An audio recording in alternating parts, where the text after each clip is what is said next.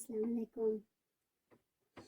کله چې خاوند غواړي د خپلې ښځې سره کوروالی وکړي، هغه باید داسې ورسره وکړي چې کله خاوند غواړي خپلې ښځې سره کوروالی وکړي، باید لاسونه چېرته کېږدي.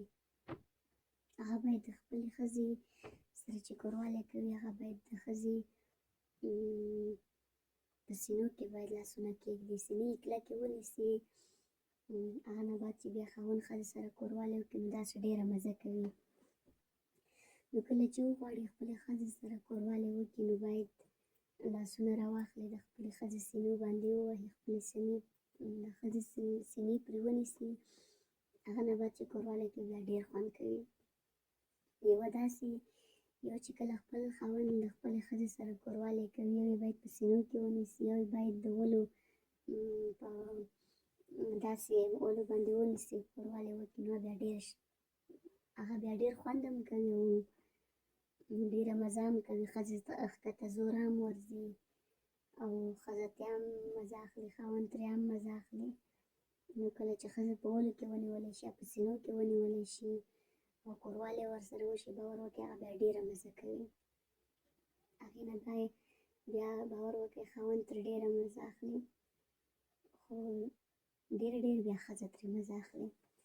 نو کله چې خپلې ښځې سره موږ او تاسو کوروالی کوو، باید یې په بوکه کړو. کله مو چې ښځه په بوکه کړه او هغه سره موږ کوروالی کوو، نو هغه باید په سینو کې ونیولی شي، تر ولو په منځ ونیولی شي، د کوناټو په داسې ساحو کې باید ونیولی شي، نو ملا سره. نو دې ځای کې بیا باور وکړئ ډېر کوروالی ښځې سره خوند کوي چې په بوکه شي او کوروالی ورسره وکړلی شي. باید د ملا په ساحې کې ونیولی شي او په بوکه باندې باید ښه تیزه ووهو. باور وکړئ داسې سړی ترې هم خوند اخلي او ښځه ترې هم خوند اخلي. نو باید ښځه چې کله کوروالی کوي، باید له 3 څیزونو نه ونیولی شي. یو د سینو نه، یو له ولو نه، یو د ملا له ساحې نه، کوناټو نه، باید دې 3 ځایونو نه ونیولی شي.